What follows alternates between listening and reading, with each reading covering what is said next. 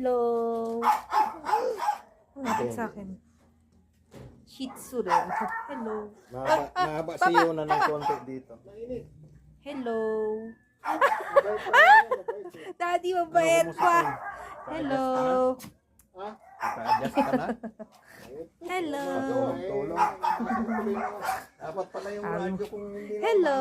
nagawa mo. Hindi. Alimutan ko. Sayang, pwede mong gawin yun. Sa auman ko pa binili. Hello. Radyong maliit. Ano? Japan yan eh. Hello. Ay, wala yatang tao. Hello. Hello. Ang ganda. Ang bala. Nahilo pa raw si Karen eh. Nano sa sakyan eh. Ha? Nahilo. Saan? Si Karen nahilo. Kaya nga, nasaan? Nandun sa van. Dinala niyo ba ba? May dala